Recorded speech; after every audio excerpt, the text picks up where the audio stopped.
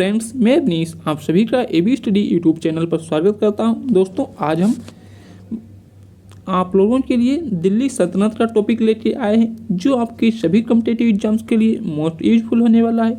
इस टॉपिक से दोस्तों आपके हर एग्जाम में 6 से 7 क्वेश्चन जरूर ही पूछे जाते हैं। दिल्ली सल्तनत मोस्ट इम्पोर्टेंट है। तो चलिए दोस्तों स्टार्ट करते हैं। आप सभी लोग अपने दोस्तों को वीडियो शेयर कर दीजिए और नए हैं तो चैनल को भी सब्सक्राइब कर लीजिए। तो हमारा पहला क्वेश्चन क्या है? दिल्ली के प्रथम सुल्तान। दिल्ली का वह प्रथम कौन सुल्तान था जिसने दक्षिण भारत को पराजित करने का प्रयास किया था? दक्षिण भारत को पराजित करने का किसने प्रयास किया था? अलाउद्दीन खिलजी। गजनी का वह प्रथम शासक कौन था जो खलीफाओं से सुल्तान की उपाधि धारण कर सुल्तान कहलाने वाला प्रथम शासक बना? तो महमूद गजनी है जो खलीफाओं से सुल्तान की उपाधि धारण कर सुल्तान कहलाने वाला प्रथम शासक बना। महमूद गजनी के सभी आक्रमणों 1100 से 1126 के बीच सर्वाधिक महत्वपूर्ण आक्रमण कौन सा था? तो सोमनाथ मंदिर पर जो आक्रमण किया था 1025-26 में, ये सबसे महत्वपूर्ण आक्रमण रहा। आपको याद रखना है। नेक्स्ट क्वेश्चन,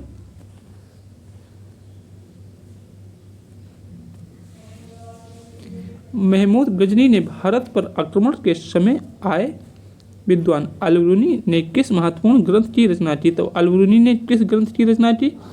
किताब उल हिंद। किताब उल हिंद की रचना किसने की? अल-बिरूनी। आपको याद रखना है, ये क्वेश्चन बहुत बार एग्जाम में पूछा जाता है।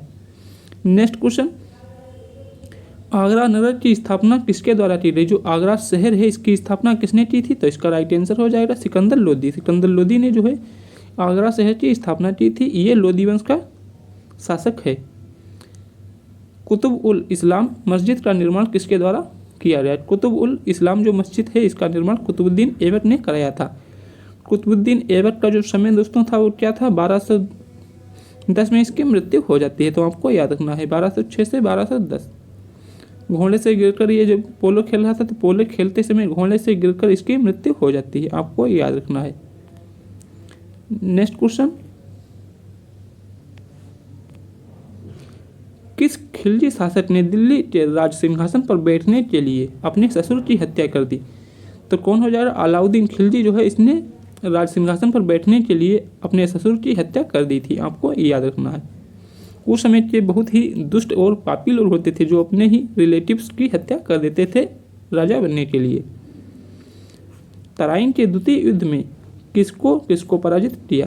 किसने किसको पराजित किया? तो मोहम्मद गौरी ने पृथ्वीराज चौहान को पराजित किया। तराइन का द्वितीय युद्ध कब हुआ था? 1192 ईस्वी को हुआ था। आपको याद रखना है।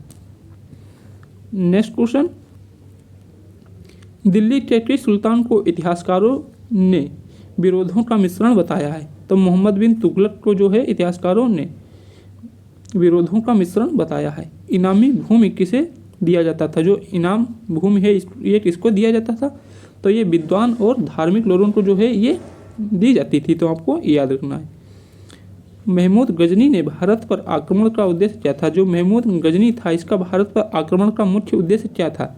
तो मध्य एशिया में एक बड़े साम्राज्य की स्थापना के लिए धन प्राप्त करना। तो मध्य एशिया में एक बड़े साम्राज्य की स्थापना करना चाहता था जिसके लिए उसको धन की आवश्यकता थी। तो धन उसका जो मुख्य उद्देश्य था धन की प्राप्ति करना। दिल्ली सल्तनत के दरबारी भाषा क्या थी? जो दिल्ली सल्तनत है उसकी दरबारी भाषा क्या थी दोस्तों? फारसी भाषा थी दिल्ली सल्तनत की। आपको याद रखना है। वह दिल्ली का सुल्तान कौन था जिसकी मृत्यु चौगान या पोलो खेलते समय हुई थी? तो कुतुबुद्दीन ऐबक की जो मृत्यु है चौगान खेलते समय हुई थी। आपको याद रखना है। नेक्स्ट क्वेश्चन, तराइन की पहली लड़ाई 1191 में किसके बीच हुई थी? तराइन की जो प्रथम लड़ाई है दोस्तों वो मोहम्मद गौरी और पृथ्वीराज चौहान के बीच हुई थी, जिसमें पृथ्वीराज चौहान की जीत होती है और मोहम्मद गौरी हार जाता है।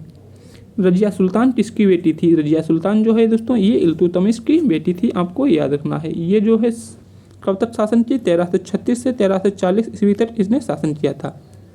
आपको याद रखना है 1336 से 1340। किसके शासनकाल में सबसे अधिक मंगोल आक्रमण हुए? तो अलाउद्दीन खिलजी के समय जो है सबसे ज़्यादा मंगोल आक्रमण हुए थे भारत पर। लोदी वंश का अंतिम शासक कौन था? लोदी वंश का अंतिम शासक दोस्तों हो जाएगा इब्राहिम लोदी। इब्राहिम लोदी जो है ये लोदी वंश का अंतिम शासक है। पानीपत का प्रथम युद्ध 1526 ईस्वी को बाबर और इब्राहिम लोदी के बीच हुआ था, जिसमें इब्राहिम लोदी हार जाता है और मुगल साम्राज्य की स्थापना हो जाती है।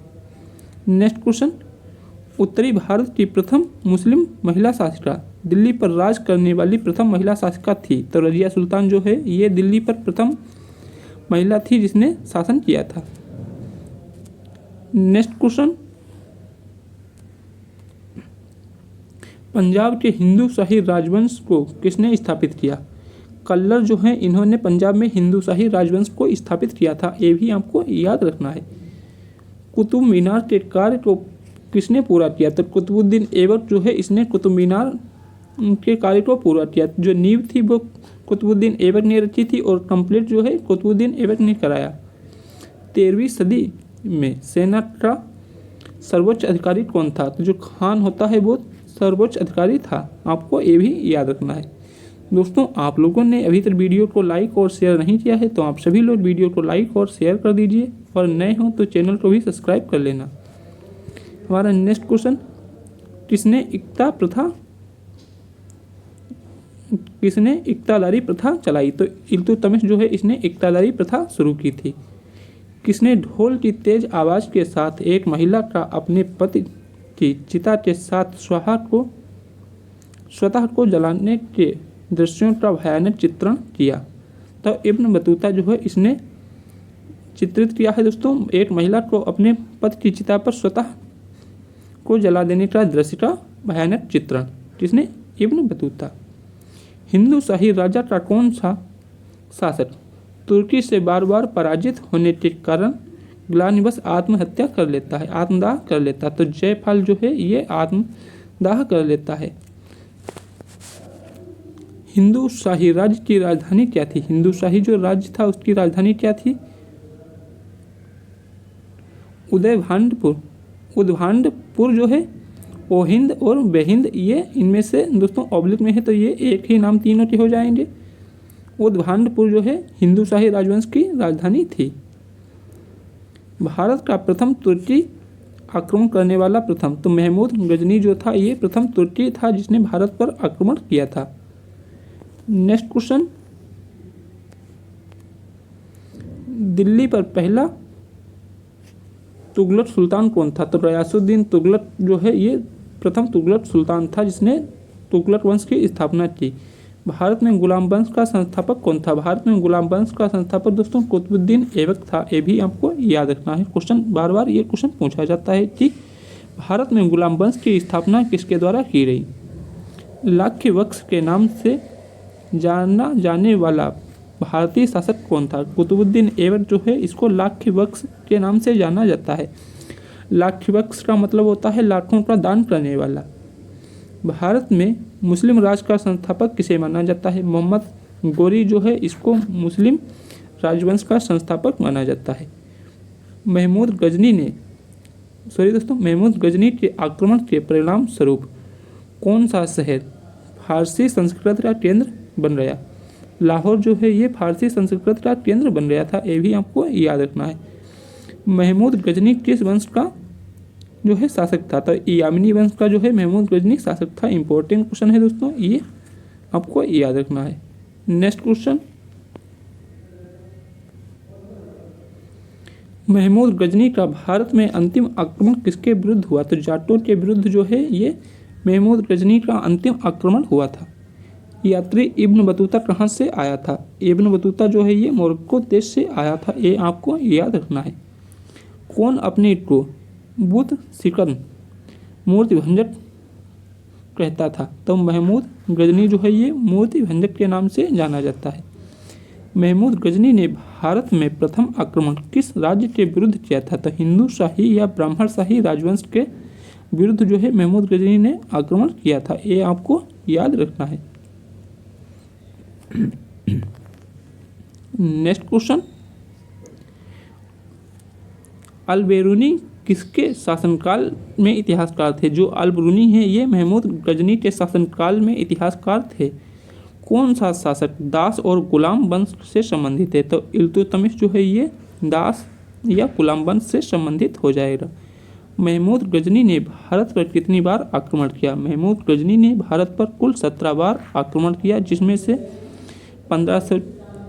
1025 और 26 वाला सबसे महत्वपूर्ण आक्रमण था, जो 17वां आक्रमण था। लोधी वंश का संस्थापक कौन था? तो बहलोल लोधी जो है ये लोधी वंश का संस्थापक हो जाएगा, आपको याद रखना है। राज्य संबंधों में उलेमा के दखल का विरोध किस सुल्तान ने किया? तो उलेमा का जो है उल्लेख अलाउद्दीन खिलजी ने किया, आपको ये याद रखना है।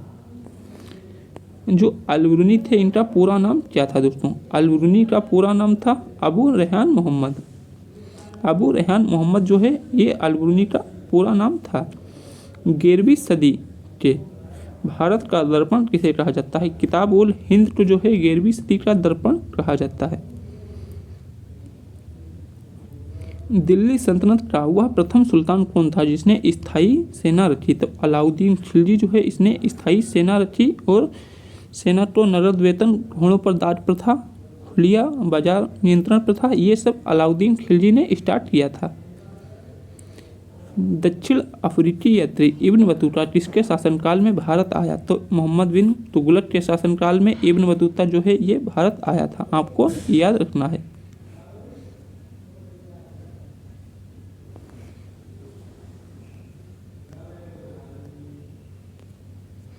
नेक्स्ट क्वेश्चन, किसने अपने आप को खलीफा घोषित किया? तो मुबारक शाह जो खिलजी है इसने अपने आप को खलीफा घोषित किया था।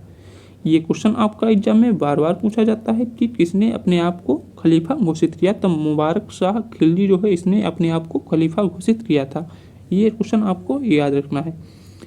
भारतीय इतिहास में बाजार नियमों मूल नियंत्रण पद्धति की शुरुआत किसने की थी? अलाउद्दीन खिलजी ने।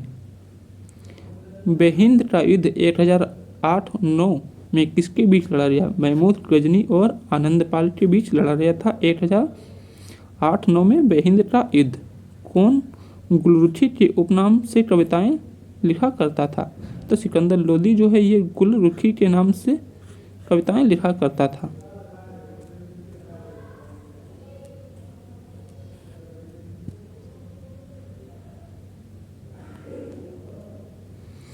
मोहम्मद गोरी एवं कन्नौज के राजा जयचंद के मध्य 1194 में हुआ युद्ध किस नाम से प्रसिद्ध है? तो चंदावर का युद्ध के नाम से जाना जाता है। मोहम्मद गोरी और जयचंद के बीच जो युद्ध हुआ था 1194 ईस्वी में। दोस्तों, आपको ये वीडियो पसंद आया है तो वीडियो को लाइक और शेयर करें और अपने दोस्तों को शेयर करें, और साथ ही जो है चैनल को भी सब्सक्राइब कर लें और कमेंट में हमें बताएं कि आपको वीडियो कैसा लगा। और आप इसके आगे का कोई टॉपिक चाहते हैं, जिस टॉपिक पर आप वीडियो चाहते हैं, तो हमको उस टॉपिक का नाम कमेंट में ज़रूर बताएं। मिलते हैं नेक्स्ट क्लास में। जय हिंद, जय भारत।